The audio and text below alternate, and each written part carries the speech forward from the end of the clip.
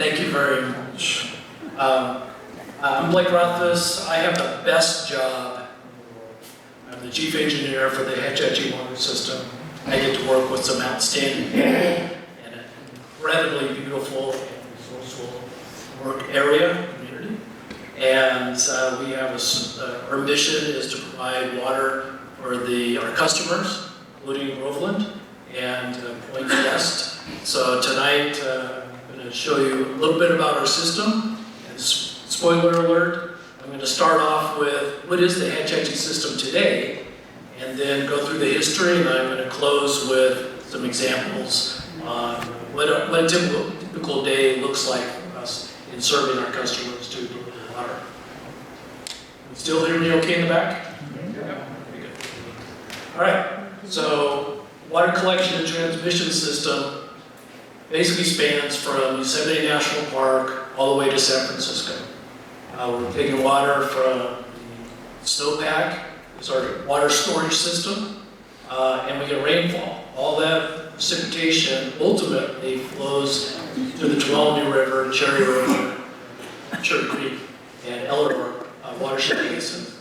And that water is used to serve, most of that water is used to serve our water customers, and we also make hydroelectric electricity with that. The water flows across San Joaquin Valley through some buried pipelines, through a variety of different tunnels, and on its way to the San Francisco Bay. We have 2.7 million water customers and stakeholders. So the city itself, there's only 850,000 residents who are water customers. Then in the Bay Area, Supply and Conservation Agency, a pool of 26 other municipalities have 1.8 million customers that we serve as well. And then locally, we provide water to Groveland Community Service District, Moccasin, not so local, Lawrence Reservoir, and then numerous ranches, homes, and stakeholders across the 100 bars of the system.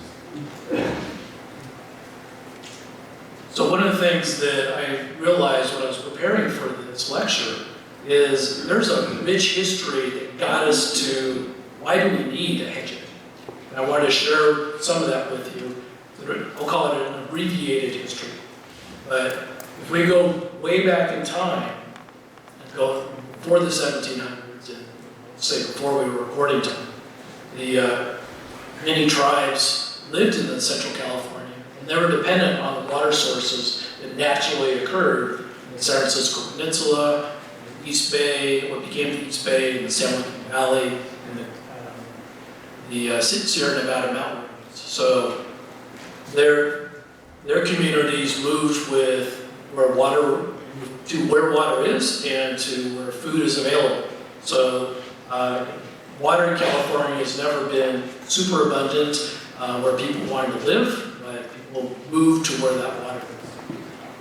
But then we enter the 1700s, and Europeans, explorers first start to visit the western seaboard, what became the United States. In 1776, the San Francisco Outpost was founded, and then nearly 70 years later, it became a settlement. I'm not quite sure what an outpost looks like versus a settlement, but it sounds pretty rustic and I don't think there's spas and places to get my hair done. So in that time period, population in the San Francisco area was less than 500 people. Basically, there wasn't a lot of water, so there really wasn't a lot of business, there wasn't a lot of reason for people to live there. In 1846, the United States government claimed, I think it's San Francisco, but I do believe it's a little richer, that there was a captain in the U.S. Army who claimed San Francisco for behalf of the United States. So then we enter the mid-1800s, and guess what?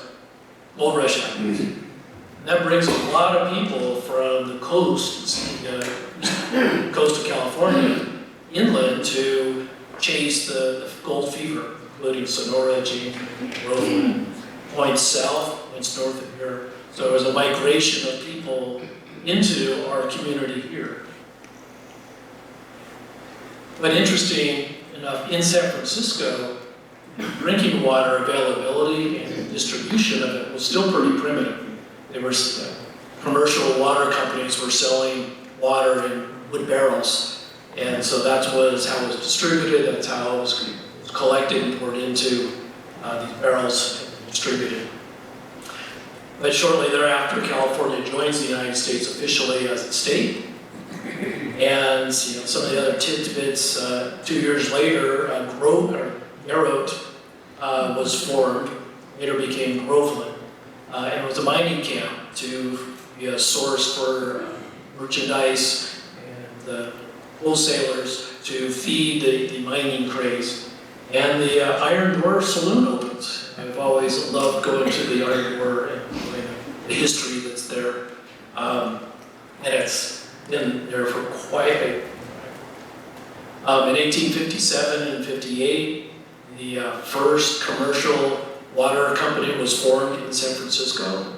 Basically, they were collecting water, storing it, and then distributing it to their customers in the San Francisco Peninsula. I believe this is also the start of undergrounding water pipes and water mains and just basically building a water service infrastructure. In other news, the Civil War breaks out and rages and really changes the way the United States sees itself and grows or doesn't grow during that period, but it needs to recover after the war is concluded. So after that, back in San Francisco, the San Francisco planners are realizing they need to have more water for the citizens who want to live in the San Francisco Bay Area. So they're exploring where water might be, possible sources. And the first problem is to find out where the water is. The second problem is to really find out where and how do you get it to your customers. So we'll say 11 years of exploration brought people to the Tuolumne River Basin. And they started seriously exploring this as a potential water source. Toward the end of the 1800s, the U.S. Geological Survey, which is one of the agencies of the U.S. government, recommends studying the Hetch Hetchy Valley as a suitable source or supply of water for any community. So that's when the U.S. government got behind some of the official engineering studies.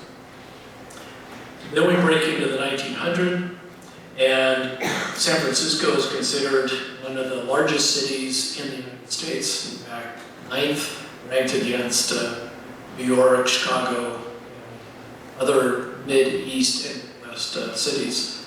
One of the reasons for that is because of the shipping. It provides a great portal for people to come in from the Pacific Ocean, land in California, and move and explore easterly. And because of that, the business is set up to accommodate the people who are infiltrating California. So as a financial, trade, and cultural center, it also served as an exporting port so that as businesses were growing and thriving, they could actually send their products to market either in the Far East or on the southern coast of Central America and South America. became known as the largest commercial port on the west coast, and it began contributing pretty significantly to the U.S. economy. So I think that is noteworthy as trying to get Washington, D.C.'s attention. You want to show something shiny, jingly, and so California had that at this point in its growth. So 6 years into the 1900s, the San Francisco earthquake occurs. At April 18th, the San Andreas Fault moves horizontally. It's a slip type earthquake. In some cases, it slipped up to 21 feet at the maximum Wallace Bay, or that Point Reyes area, and it generates an estimated 7.9 magnitude earthquake. So the fault rupture itself, the tearing of the Earth's surface associated with some relief of stress on the Earth, it was measured to be almost 300 miles. So a pretty significant event. We wonder, well, how did that really affect the fragile infrastructure in San Francisco and cities surrounding? So obviously there were a lot of structures and underground utilities were severely damaged, including, before there was a lot of electricity, lighting came by virtue of natural gas. So natural gas lines were buried to lighting on the streets as well as lighting and homes. But one of the things that was studied after the earthquake is the U.S. Geological Survey sent people into San Francisco to really understand what did the earthquake do. So this was a map drawn up of the downtown area. And for perspective, this would be where the San Francisco Bay Ridge connects now. Down here is where the San Francisco Giants play. This is where the City Hall is currently located. And Pier 3941 up in the north. So basically the red area outlines the structures that were damaged by fire, and the shaded in pink or salmon color are the portions of the city that the buildings were made out of brick. So it's interesting to know that even at this time, early 1900s, building materials were shifting from timber and wood frame to some businesses and residences were actually using brick. So although those buildings survived, the contents didn't fare as well. So the gas mains that were severed contributed to the fire fuel, in addition to the wood homes that were there. The red outlined area is estimated at about 490 square blocks, which is roughly equivalent to just shy of 800 acres, and or the equivalent of around 600 football fields. So if you think of that magnitude of area just kind of disappearing over the course of a handful of days, pretty magnificent damage. So as we look at the damage and the ruin, there were 30 different fires that broke out with the earthquake. About 25,000 buildings were destroyed. 80% of the city, as it was defined then, was leveled. There were 3,000 fatalities. Less than 300,000 people were left homeless. The port was inoperable. And the economy was shuttered. So imagine what that would do to our community if we lost all connection with the outside. So I believe this is really the impact that gained national attention, interest, federal government came to assist, and also recognize that the city of San Francisco needed support for establishing a sustainable water supply. It just couldn't grow and be an economic outpost if they didn't have a consistent, stable source of water. So, you know, I'm an engineer. I've been doing this for about 4 decades. So I like to start off with a problem statement. What's wrong? What do I need to do to fix it? Or come up with a solution. So the problem statement is develop a sustainable water supply for a growing San Francisco, with San Francisco's role in Central Valley growth. I'm talking about water supply forever. So the sub-questions to that are, where is the rain? Where does it fall? Where does the snow fall? So that's our first ingredient we're looking for. The second part we're looking for to answer is, where could we build reservoirs that would store that water, or mountainscape that would allow the snowpack to last into the late spring, early summer, so then when the rain runoff from the snow, that feeds the water system during the dry months. And then the last question, which to me seems the most obvious, but sometimes it's the hardest thing to solve, is how do you connect the reservoirs to customers? So if the water is all the way in the Sierra Mountains, it's up here, the customers are on the west coast, it's a long distance, it's about 200 miles distant, so how do you solve that? So between the federal government, the U.S. Army Corps of Engineers, which was where all engineers were trained. There were no engineering schools back in the early 1800s and 1900s. They all came from the U.S. Army. So the Corps of Engineers was instrumental in helping study what are the viable solutions and locations, and ultimately the Tuolumne River watershed recommended for very intense study and evaluation.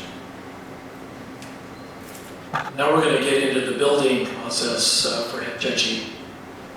So in 1908, so this is 2 years after the San Francisco, the Department of the Interior, Secretary Garfield authorizes limited development of the Hetch Hetchy project. And I've read some legal documents, and sometimes you use vague terms on purpose, and sometimes you use vague terms accidentally.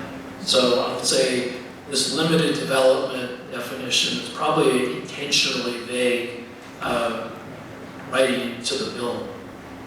So was really giving the city authorization to start building roads and bridges and infrastructure that would help advance the project if it were approved in later legislation.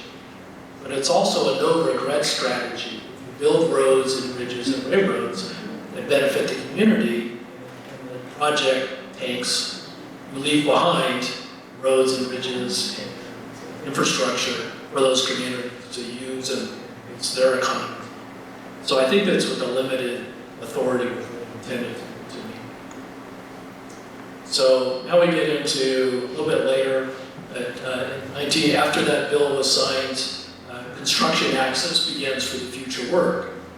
One of the things that I appreciate is tonight when I drove up from some camp, drove up Old Priest Grade, and that was one of the first things that the city did under its limited authorization is improve what we'll call as old Priest Grade. And we have this signpost we have in our photo archives, and I think that was also locally found. Is this made out of granite? This is what we talked about, so it's in the museum. They also established Garote as the project headquarters. So the Hetch Hetchy construction compound is up here in Brooklyn. There's hospitals, schools, all necessary to support the workers and also the community. Constructed the railroad from the Sierra Pacific branch all the way to the O'Shaughnessy Dam site. And they constructed a wagon road to Cherry and Elm Lakes. Previously, there had been no, say, wagon wheeled route to get up to those lakes. And I'll also say, as we go further into the presentation, you'll see like a map view of our system. So you see the Lloyd Lake, which is now known as Cherry Lake, Eleanor Reservoir, Hetch Hetchy Reservoir up in the far right corner. The yellow lines is the plan. So as we advance the presentation, you'll see those components of the project get completed, and ultimately see or show will turn blue when we're running water on those conduits. So it kind of shows the history of the projects, and as the different features were built, I will introduce those as red, then on the next slide they'll dissipate to white, so you fade in the background. So I think recently there was a presentation on that dam railroad, the Hetch Hetchy Railroad, and your speaker then was kind enough to share this slide with me so that I could at least pay tribute to his good presentation, but also help illustrate that from Moccasin, the Sierra Pacific Rail Line, up the switchback and along what's now known as the right-of-way, all the way to Hetch Hetchy Reservoir. That provided the way to move people, equipment, materials from the valley up to the different various construction sites. So a couple of years later, Congress has probably been studying and weighing back and forth whether they wanted to support San Francisco's project. And from the literature that I reviewed, I'll just say it wasn't a slam dunk that everybody was supporting this project. So there were times, even in San Francisco, where they voted to proceed and commit money, and then the next mayor comes in, and a different government, and they change their minds, and now they vote not to support the project. So even in San Francisco, there was a lot of pro and con debate whether this was a necessary investment in the future. But in 1913, the Baker Act was signed, put into law, and that grants San Francisco water and power rights away on the Tuolumne River beginning in 1782. So shortly thereafter, the Lower Cherry Dam aqueduct was completed. So we see, trying to be consistent, up here we see Eleanor Dam. So we have Cherry Creek, Eleanor Creek, and they're coming together. A diversion dam was constructed to put water through a tunnel and direct it toward what was known as the early intake powerhouse, which is what we call South Fork, or South Fork Canyon. In 1918, a year later, that powerhouse was commissioned, and then Eleanor Dam raised and finished. So now we had an upper reservoir to store water, diversion, water conveyance to bring the water down to the powerhouse. And that powerhouse was key to generate power for construction purposes. At the same time, O'Shaughnessy Diversion Tunnel was constructed. That allowed contractors to divert a portion of the Tuolumne River around the construction site, through the construction site. And then 3 years later, the first O'Shaughnessy Dam was commissioned, and another dam, reservoir, Moccasin, that Priest was commissioned. So I think, well, that's a lot of work to get done in a 6-year period, and it is staggering work to get accomplished. So here's some historic photos from that time. So we see Eleanor Dam, upstream view, so this would be your fish in the lake. This is the view you would have of the dam.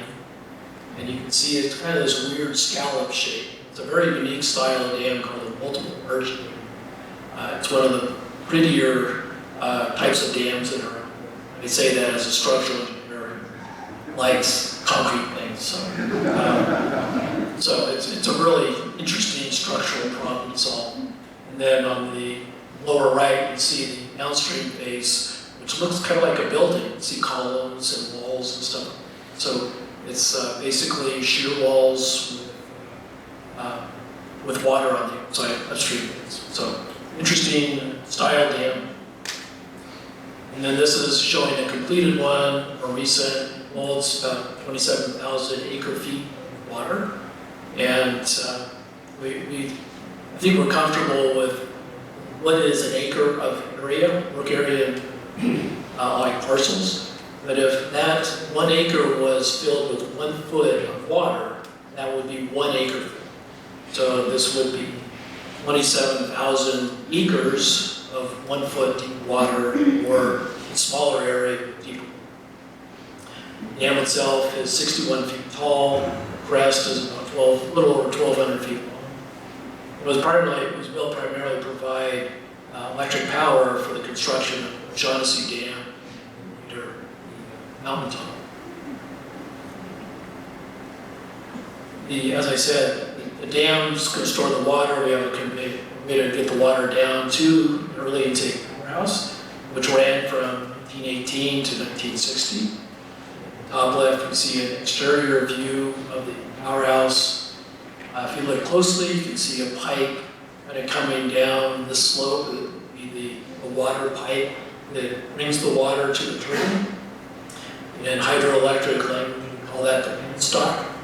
And so we use penstock, it's synonymous with pipeline. And then you see the inside of the powerhouse where they have 4 generators they took the water flow and pressure and converted that into electricity.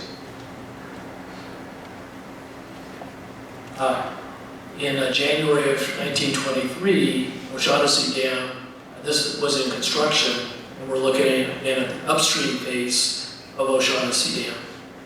It's a view that very few people ever get to see, and that's why I selected this picture. It was like, wow, this is really cool. And so what I wanted to explain is, I'll go off mic, but these little ports across the top is where the water would come up to and then spill through to the downstream face. And then these ports on the side and then in construction are additional ports to allow the water to enter the dam and access other gates and discharge locations in the dam.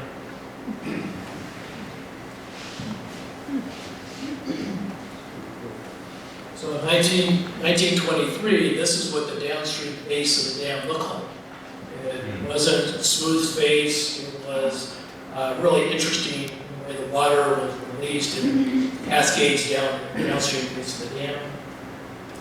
And there was 2 face valves, so the 2 black spots that were like soulless eyes here. That's where water would come through those other inlets and spray out for larger discharge portions. And there's a series of those pairs of valves down the face of the dam that are still the same ports and the same access that we see today. So the O'Shaughnessy Dam in that period was 344.5 feet tall. There are some citations that this was the tallest concrete arch dam in the world at the time.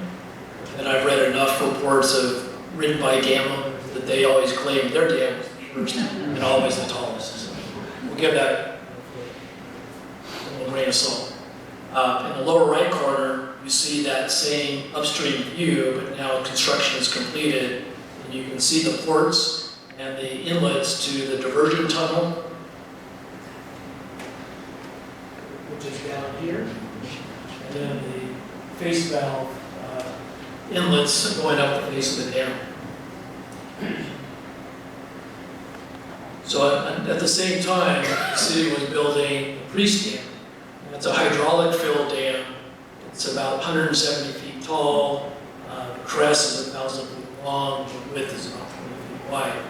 So a hydraulically filled dam is constructed by placing mud inside some barriers, forms, and letting the water drain from the mud, and that stiffens up and turns into the dam. You might have experienced a similar phenomenon. You go to the ocean, play in the sand, you can scoop up the really wet, soupy sand, pour it out, it'll kind of stand up, and you pour more sand on top of it, and it stands. That's essentially how Priest Dam was built, by placing wet material on top of wet material and then drain out. So this dam is in progress. And you can see in the top corner, this is where they're excavating materials for the dam using hydraulic mining. and then depositing the materials off of this drain trestle side dump into the forms. This is what it looks like today. The Priest Reservoir connects Mountain Tunnel and Moccasin Power Tunnel. The Priest Reservoir allows us to speed up and slow down Moccasin generators so that we can react quickly to changing conditions of the California energy grid. And the lights on at nice even frequency, so the white lights are always white, the motors always run at the RPMs. Now we're moving into a 5-year period of 1925 through about 1930.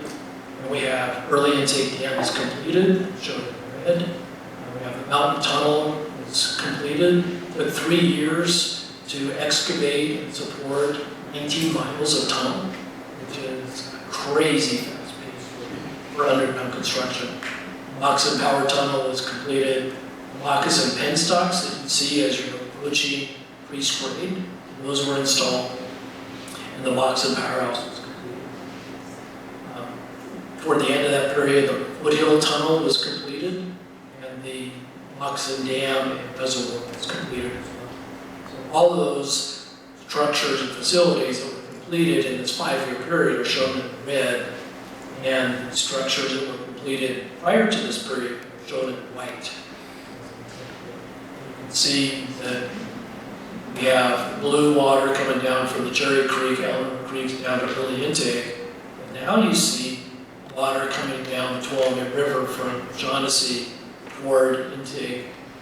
And that's because initially we released water from the dam directly into the river, and it flowed down the river to early intake dam, where it was there diverted into the tunnel. As you can see, it's sort of Foothill Tunnel was completed, so at this point, we're able to move water all the way to the Selma. Here's an early picture of the early intake dam. It's a concrete gravity-style dam. It is no longer being used for a diversion. Right there is the intake structure for the mountain tunnel, so that's the very beginning of the mountain tunnel. And when we were using this to divert water from the river, these gates would float up. We'd have a small impoundment of water, and water would flow directly.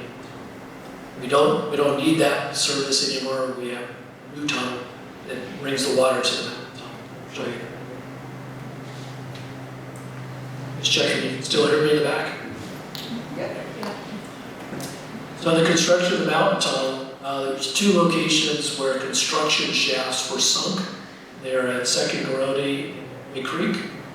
And so these were construction camps as well. So the contractor basically dug a well that was about 30 foot in diameter, a couple hundred feet deep down to where the mountain tunnel would be, and then mined horizontally in 2 directions to get to the next shaft. So there was a heading from Second Garrodi to Big Creek, and a heading from Second Garrodi to Priest. So the 2 construction shafts were key to constructing the mountain tunnel. There were a number of other construction edits along the way that were used to build the tunnel. So the picture on the left is at the bottom of the Big Creek shaft, heading east. You can see the shot rock and the miners, electricity, lighting, lights in the tunnel. There was no PG&E back then, and electricity transmission lines really were not very common. And then in the right picture we see the mountain tunnel with timber wood sets or supports. So nowadays we use structural steel to support the ground after we excavate it. In those days it was the carpenters and the miners were pretty darn good cabinet makers. So they made these heavy beams fit properly. A wood shop, I'd be hard pressed to be able to make this thing fit together as nice as they showed. We have a picture of Moccasin Powerhouse, so at the bottom of Priest Grade, right as you're starting up the hill. You can see the penstocks on the hill. You can see the old powerhouse that was constructed. Switch yard is right behind that, so that's where power generated inside the powerhouse, and then exit the building, and we put it up onto the transmission lines. So it goes through a switch yard or substation. That's shown background. The residents, Moccasin, houses are shown to the left. This is a current view of the old Moccasin. Approximately a 100 megawatt generating facility, had 25 generators in it, molten units, and then they operated under 1,300 feet of pressure, which is the same as 563 pounds per square inch line pressure.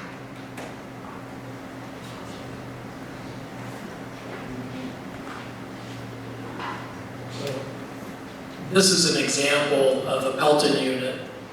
It has buckets on it. If you can imagine a garden hose, you're spraying on those buckets, what happens when you do that? It spins like a pinwheel.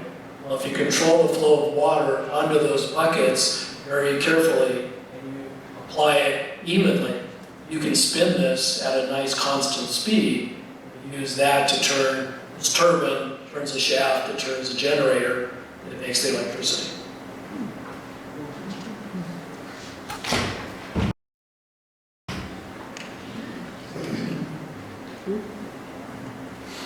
So now we're up in the 1930s. Selkie pipeline number 1 was completed.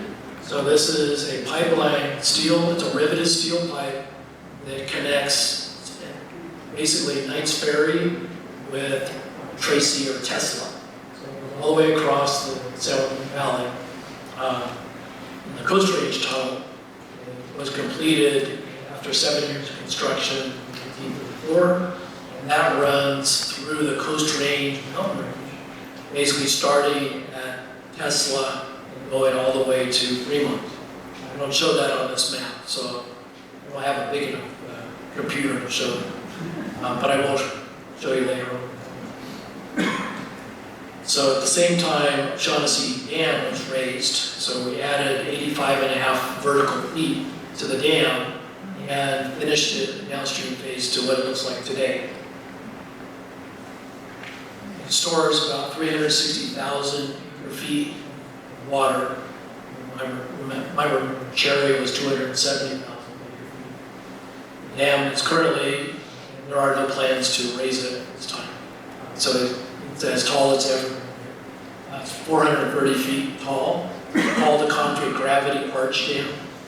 The crest is almost 1,000 feet long and about 25 feet wide. So, let me give a show of hands of people who've walked across the Shaughnessy Dam.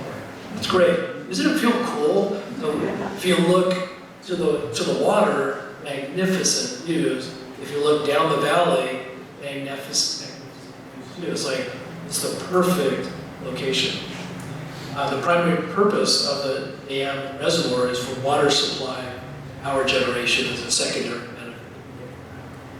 And Shaughnessy Dam, Hetch Reservoir, and Eleanor Dam are both in Yosemite National Park, and we enjoy a very cooperative relationship. Park Service, they provide our law enforcement, they help us with the planning, so the infrastructure needs that we have. So they're truly a business and a resource partner for the city. Some more pictures of Shaughnessy Dam. Base valves, so because this is the downstream base of the dam, the valves are releasing water from the reservoir through those valves. We call the base valves discharge. Now we're back to a period World War II has been running. As a baby boomer, you know that parents were part of that post-war era, rebuilding, rejuvenizing the state, and so all the growth in building industry growth needs more power. So in 1955, the city started commissioning more powerhouses. So Cherry Dam was commissioned, the Cherry Power Tunnel was built, high volt Cherry Eleanor tunnels were completed, as well as a 230,000 volt high voltage transmission line. We've named line 106. Basically, they run from Cherry Powerhouse, which is now named Home Powerhouse, all the way to Oakdale. So in the upcountry, we're seeing the blue for the water coming down the creek to early intake powerhouse. You see Cherry Tunnel has been constructed. Penstock has not been built, or the powerhouse hasn't been built yet. And we're still running water down Tuolumne River to intake. So on the left, we see what was known as Lloyd Lake, known as Cherry Lake Dam construction. So this is an earth and rock filled dam. It's about 350 feet tall and crest. It's just about a half a mile long. And the width is about 40 feet. It was built primarily for water generation, with a secondary benefit of water storage. So you can have some aqueducts in place now. If we're Tuolumne River watershed is underproducing from rainfall, it's likely that the Cherry watershed won't be plagued by the same drought conditions. So we'll be able to move water from the Cherry watershed to Mountain Tunnel and continue to serve our customers. So here's some pictures from the Cherry Power Tunnel construction. We'll leave the picture on the left. It looks like the holding through process. So as miners were excavating the tunnel, converging directions, different locations, they're mining, and when they're just about to, there's a sleeve of rock separate them, it's a breakthrough party. Usually that's what the miners kind of celebrate, but they load that, all the shot rock falls down. Pile of rock miners are standing on basically wouldn't normally be there during operations. That's what makes me think it's a hole through. Plus, looking at the people who are there, they don't look like miners. They look more like engineers and politicians who came for the picture. So what the gentleman's doing on the left is he's scaling the roof. Basically, he's got a long steel rod, and he's poking at the rock where it looks like it might fall down on somebody. So you bring it down in a controlled fashion. I don't really know how good the photographer was, but it's a perfectly timed photograph of the rock fragments falling from the ceiling onto the ground. So I don't think they had Photoshop back then. This is a pretty amazing thing. I don't see safety glasses, but I do have one of those old aluminum hard hats from Dad's time. So I'll say sort of. In the lower right, you see the heading, so it's a face of the tunnel. This is probably, we would call it the heading, where the work is occurring. So they're about to drill holes into the face, set the charges in a very specific pattern, set timing delays so that they get a nice burn of the explosive. Basically take solid rock, turn that into rock. It's about the same size, older cobble size. So the art of blasting is just such a beautiful thing to watch in real time. And it's an art that is fading. A lot of tunnels now are typically excavated using drill and blast or explosives or machine. So we also at the same time built the Cherry Aqueduct, Cherry Eleanor Tunnel. This interconnects Cherry and Eleanor reservoirs. Cherry Power Tunnel is a view showing more or less finished diameter. And I think it's probably like 18 to 20 foot tall from the floor to the ceiling. So these are pretty good sized water tunnels. Now Now we enter the 1960s, Cherry Powerhouse is commissioned. So now we see water flowing down what was white speckles on it, down to Cherry Powerhouse, which was later renamed Home Powerhouse. Early intake powerhouse was decommissioned, and then the canyon tunnel was completed. So now we had a direct water route from Hetch Hetchy Reservoir to early intake. So that has the benefit of helping us maintain water energy and control that so we can make hydroelectric power from it. And it also has a great water quality feature. That once the water leaves Hetchy Reservoir, it doesn't see the light of day until it goes into water treatment.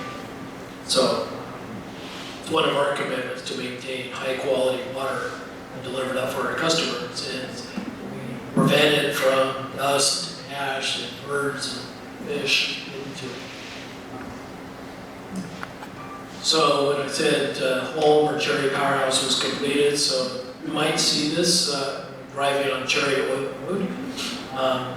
But I would guess, how many people been inside a hydroelectric powerhouse?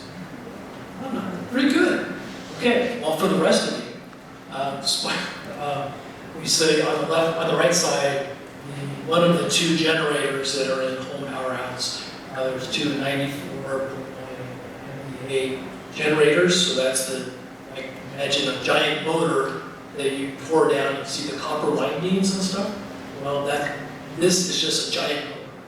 And so that's what you see inside our powerhouse. If you were to have X-ray vision and see through the concrete, this is what the turbines are. So in the center, we have the Pelton turbine, but those straight lines feeding it are like the garden hose nozzles that spray a uniform stream of water onto those buckets to spin the bucket, spin the wheel at a uniform speed. And then beyond,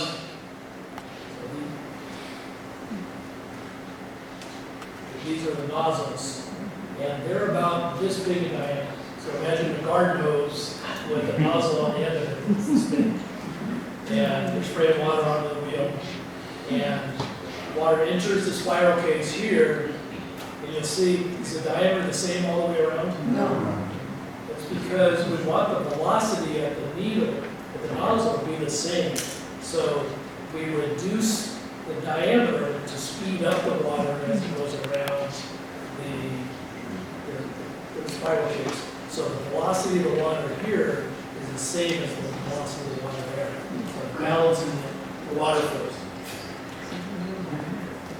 So for scale, here's a picture of Hetchy crews servicing one of the Pelton units. And you can see that these Pelton units are not small, but there are Pelton runners or turbines that are much larger units. So it gives you a feel for scale. We also built the high voltage transmission lines. So lines 5, 6 ran from Cherry Powerhouse to Warnerville substation and Danford substation, Esto, and Oakdale. And then lines 3, 4 were constructed that run from Moccasin Powerhouse and ultimately to PG&E's Newark substation. We jump forward in time at 1967, Kirkwood Powerhouse was commissioned, and then the new Moccasin Powerhouse was commissioned. So here we have the Kirkwood, which is at the bottom of what we refer to as intake grade, going down Cherry Oil Road. You descend pretty aggressively down to the Tuolumne River, and then at the bottom of that road is a bridge crossing the Tuolumne. Most of you all probably turn left to head toward Cherry and Eleanor. But if you were to turn right, you would find Kirkwood Powerhouse. And a beautiful trailhead the Forest Service maintains just past So the same period, we built a new powerhouse, the Moccasin Powerhouse, about 57.5 MVA generators, basically two 110 megawatt generators, 2 pellet units. There's 1,300 feet of pressure head on the turbines, which is about 500, again, 560 psi.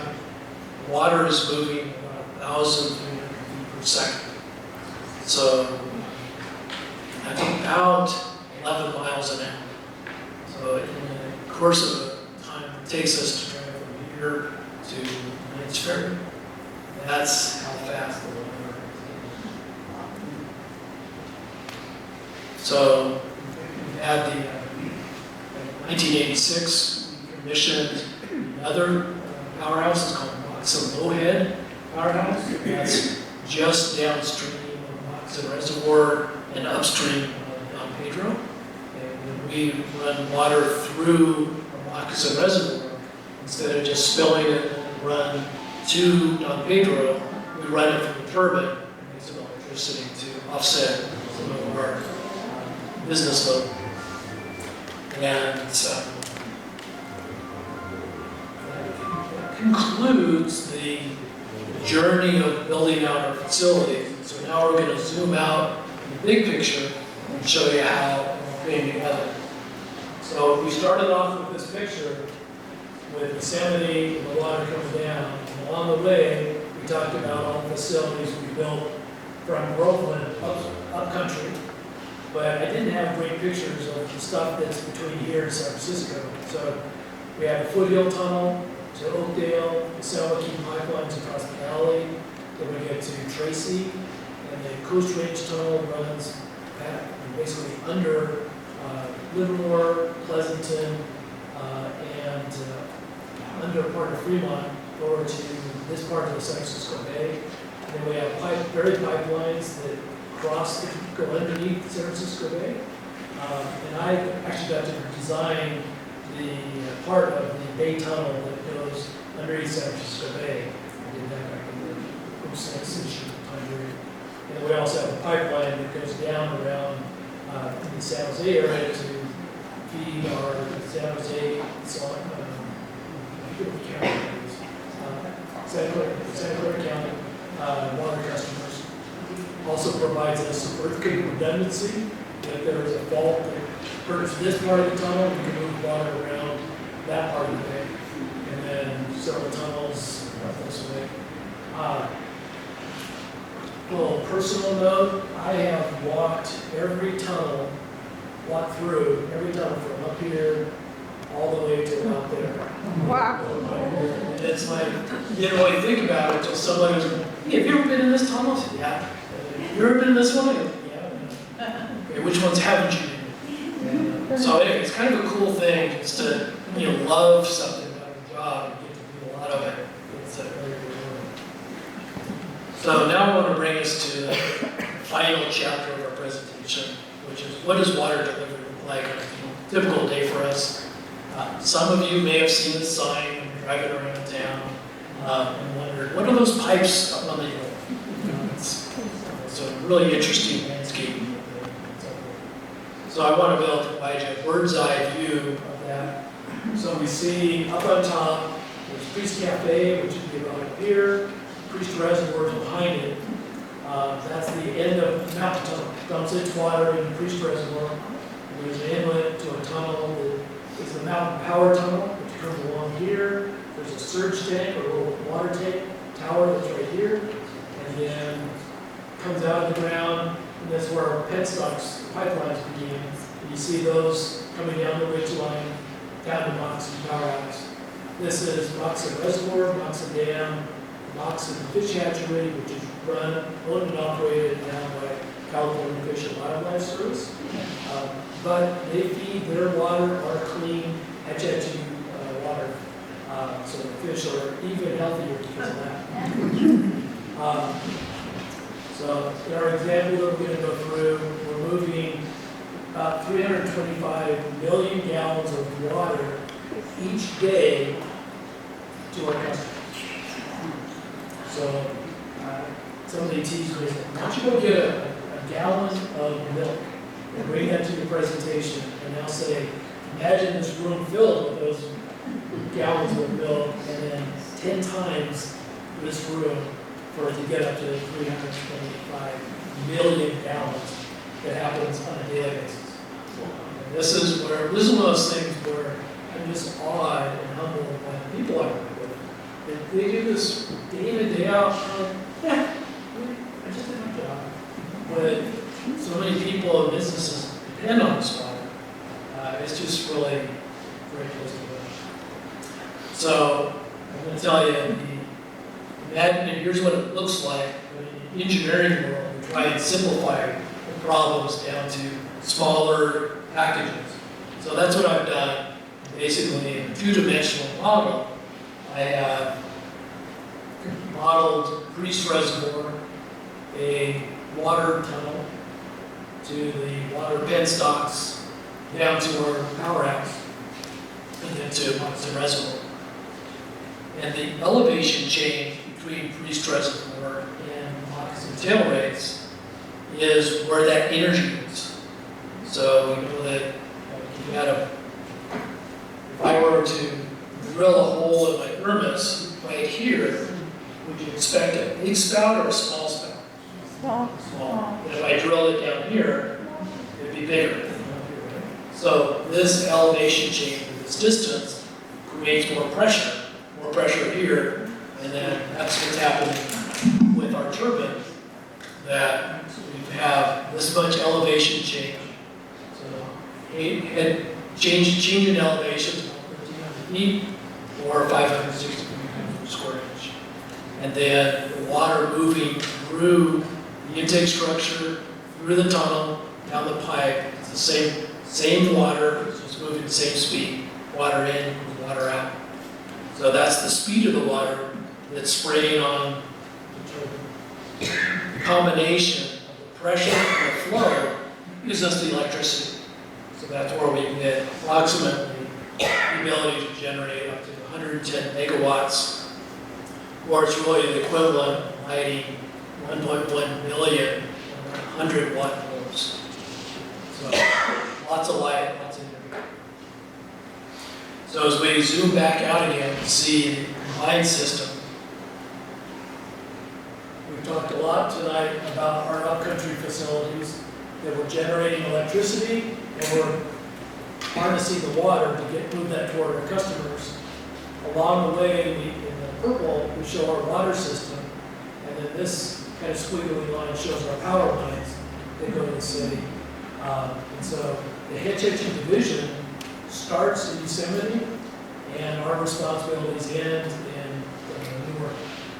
So our division, although pretty small from the employee count perspective, we have a huge geographical responsibility in California, which is almost the whole width of California.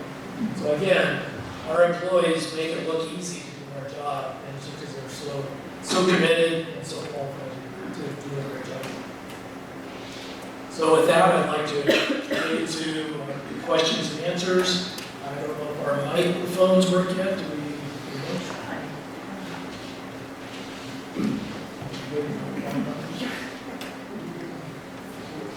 Okay, and meanwhile, over here.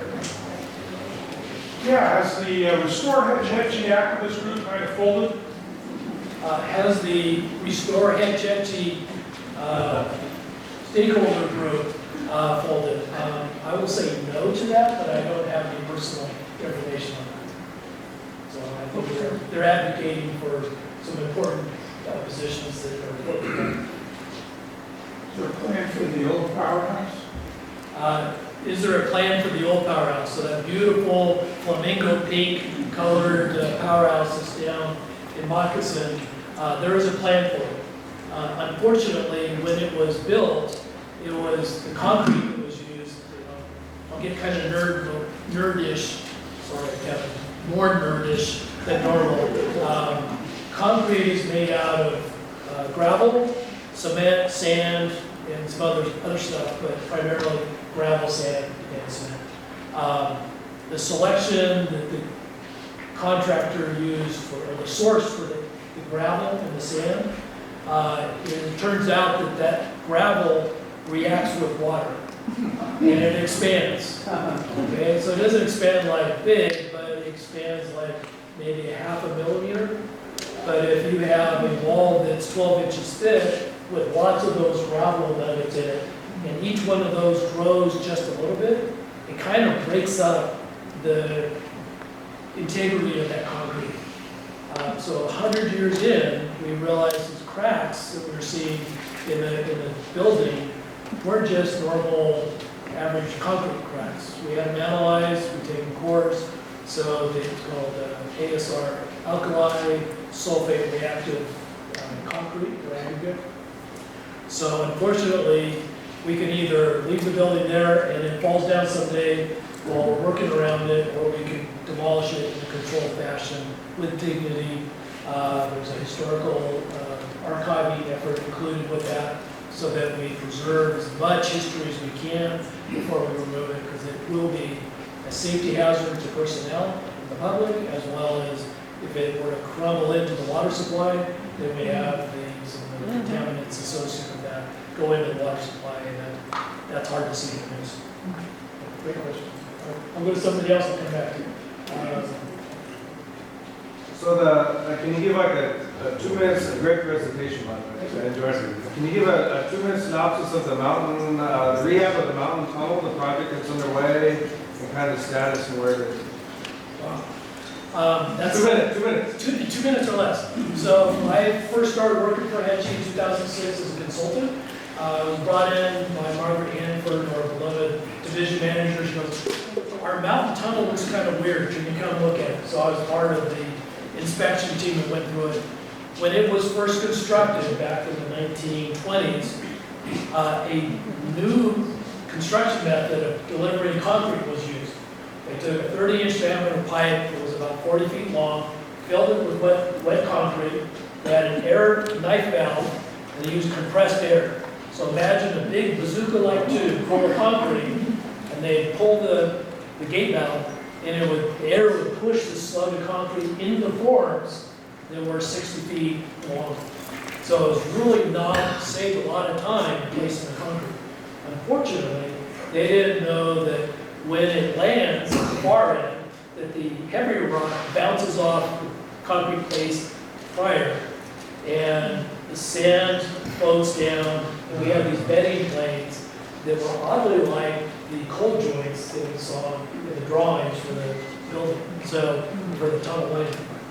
So what happened over all the years is what looked like solid concrete was just a veneer of cement paste that wore through, the gravel fell through, so when we inspected, we saw these giant slashed holes about every 6 feet. So the Mountain Tunnel Rehabilitation Project does lots of things, but one of them is it repairs the lining using shotcrete, ties it all in, so now we have a lining system that will get us another many decades down the road. It's also given us some facilities to help us manage the velocities in the tunnel so that it doesn't go from super fast to super slow, which is kind of promote that deterioration of the lining. There's other features with it, but that's the primary reason for it. Good question. Back during the great drought of the 20th century, I think was late 70s, early 80s. 70s-ish, okay? Okay, yeah. I was part of the television crew that was doing a story on the drought, and we went out to Hetch Hetchy, and we were able to take some video from the upstream side face of the dam. And there were huge chunks of concrete that had fallen off down into the street. I presume that was patched before the lake degenerated. Okay. So for the rest of y'all, this gentleman was part of a news crew that filmed the upstream face of O'Shaughnessy Dam when the water surface was way low during the drought. And he noticed that there were small portions of concrete from the face that left an ugly pockmark in the dam and the debris down the bottom. And the question is, did Hetchy repair that? I don't know. Part two, was the concrete in the dam the same stuff they used for the Moccasin car? So part two of the question was, is the same concrete in the dam as what's in the mountain tunnel lining as is in the Moccasin powerhouse? And I'm told it is not the same aggregate, but I don't know why anybody knows that for certain, but we're not seeing the same kind of concrete degradation in the dam as we're seeing elsewhere in the system. It's typical of the ASR reaction. Yeah, that would be a real bummer. Yeah, we gotta replace the dam. Oh,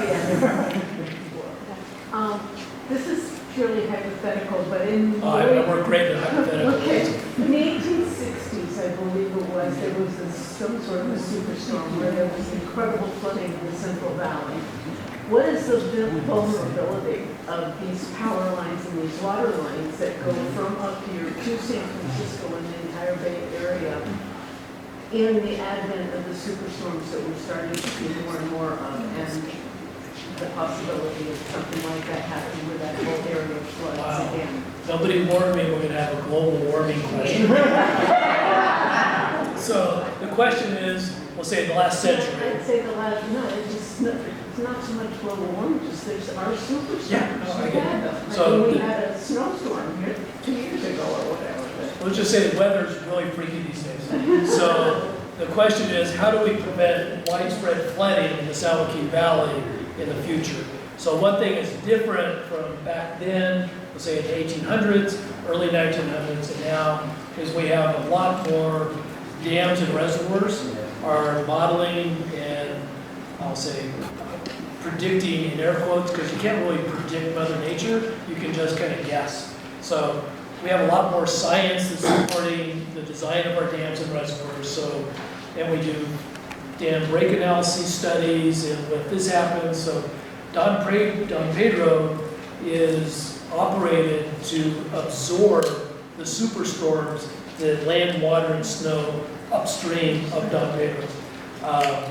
New Melones, I'm assuming it's the same thing. So modern day dam design, hydrologic modeling, and predicting are all used for water operations. So the beginning of each, as we go into each winter, we bring our reservoirs down to create a hole so that when it does rain, the water fills the reservoir and not running down the river. So I just don't know what kind of reservoir systems are more centrally. I mean, I consider that at this end, are there reservoir areas in that basin area at all? I'll say flood control from across the valley, which is relatively flat. To Modesto. It's hard to do that. So there's, I think, 9th Street Bridge is a location in Modesto that we pay particular attention to with our operations, so that we know what the water surface is down there. We make sure we don't release water that's going to affect that. So, okay. We can go ski the reservoirs, but I've never been to Priest Reservoir. Is that something people can visit? So the question is, can the public at large access Priest Reservoir? And I'll say no. No. So there's no guard dogs, there's no turrets, there's no barbed wire. So if you were to happen to walk around there, you might meet one of our watershed keepers who would kindly remind you this is private property, please exit. But you didn't hear me say that. No. Were any of the dams between Hetch Hetchy and the city of San Francisco for this project designed by a Los Angeles engineer by the name of Mulholland? Mr. Mulholland was an outstanding engineer, but so the question is, were any of our dams designed by Mulholland? And I don't believe they were. But that is to assume that one error in one's career tarnishes everything that was in it. And I'm not going to go there. I've made too many mistakes to say that, okay, I'm good. Ben? Yeah, but what a great presentation and what a great job.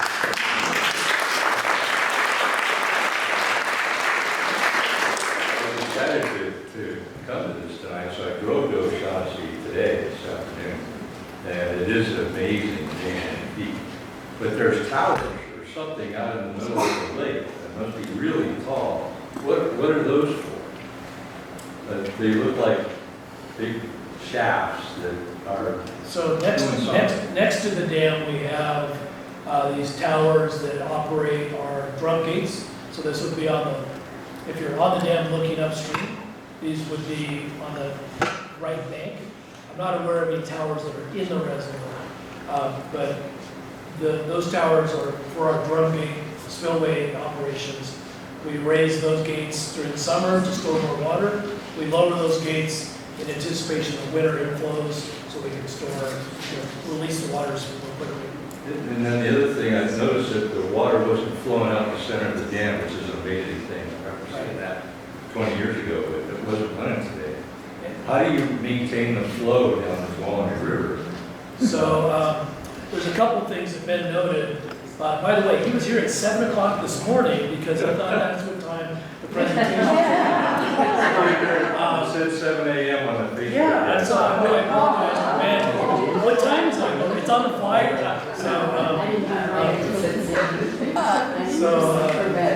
So to answer Ben's other question, during the summer, we're in water conservation mode. So we don't release water through the face valves or over the spillway because we're saving it for, well, now July is gone, but July, August, September, October, until it starts raining again. We are obligated, and we do because it's the right thing to do, release water to the Tuolumne River for fish and wildlife, recreation, and everything. That release is through our valves 15 and 16, which are maybe a half a mile downstream of the dam. We just replace those valves. So you might recall in the presentation I said we built a diversion tunnel underneath the site for O'Shaughnessy Dam. So that's how we could divert the river to allow the contractor to build the dam in the middle of the river. That diversion tunnel feeds the river with our fish. Some people call it a fish water release or in-stream flow release because it's not just for fish, it's for all the other critters.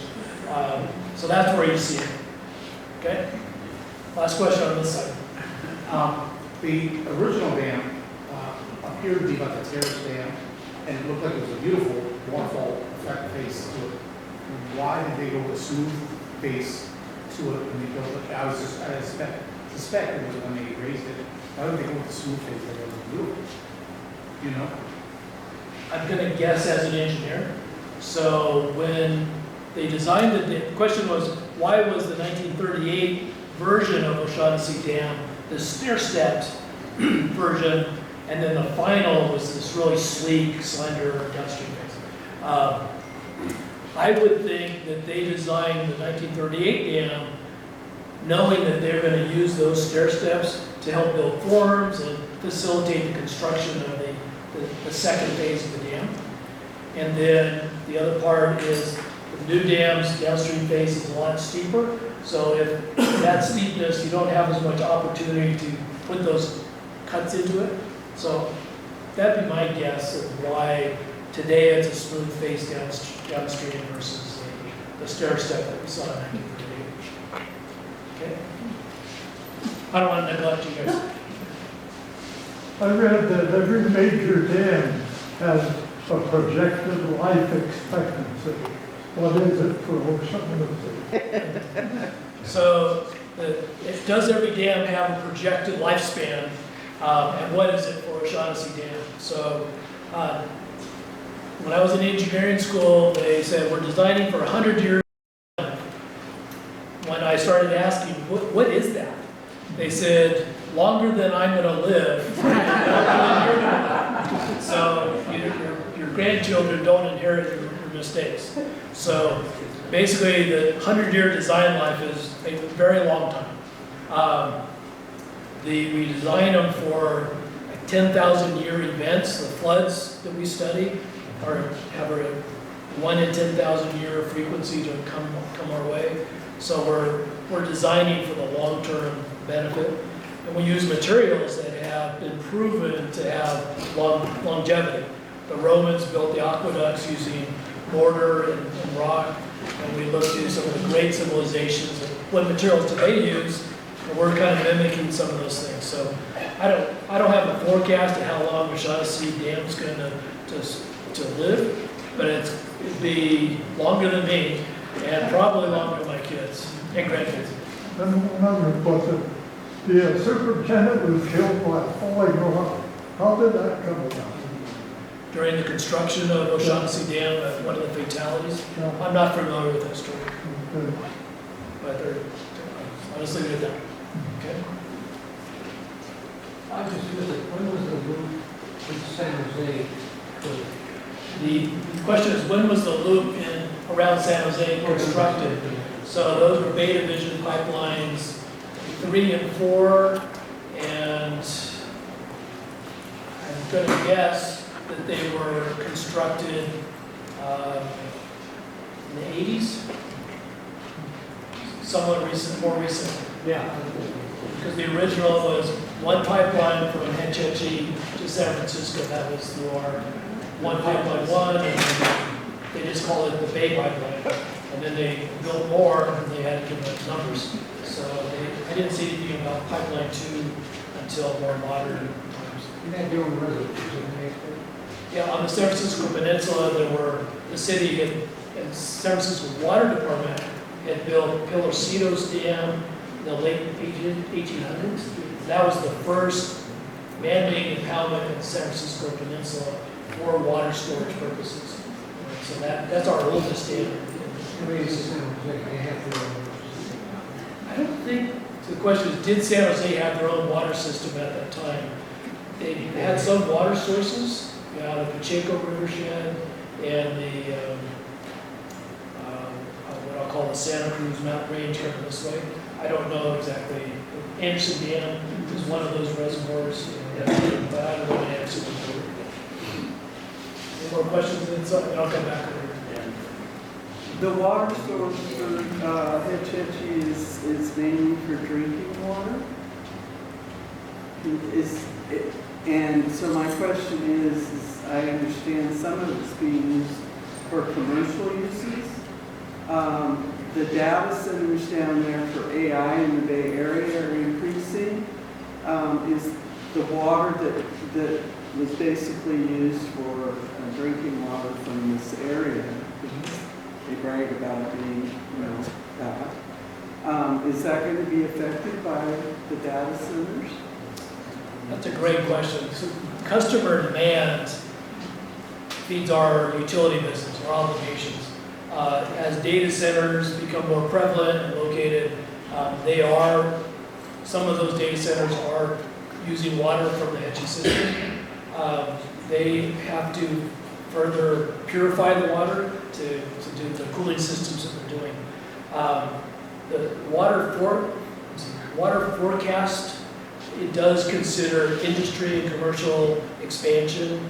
That's part of our planning group in San Francisco, being in touch with those commercial enterprises to understand what their water needs are now, what they might be 10 years from, and we build those into our forecasts. And how does that affect the current people that are contracted for the water? We're kind of the point of origin here. And so if you're getting a larger demand from the Bay Area, how is that going to affect our local water supply? That's a great question. So the question is, how is the water divvied up amongst all customers? And I will say that is above my pay grade. But we have agreements with Groveland Services on water rates and how much volume we provide for Groveland and all other customers. So there's all agreements. They have a revisit date, I guess, a shelf life where they get revisited to check in on the dam, on the values and the pricing.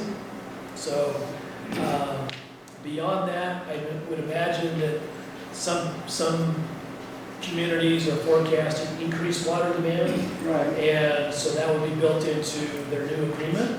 But up here, you're first in line to water. So I don't really see how future increase in demand in the San Francisco Bay Area limits what happens here. Well, but I understand. I'm way out of my depth there. Yeah.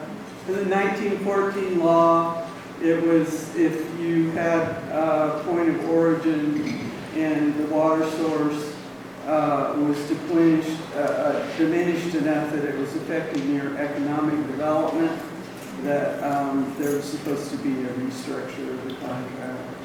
I think you're speaking to the California water rights Yeah. legislation, which I'll say in a very easy response, it's hard. Yeah, Water rights are like fighting for blood. right, right. I'm going to stay away from the subject matter. Yeah, I just okay. I appreciate respect, that. but not blame. Folks, they might be turning out the lights, we have to do it.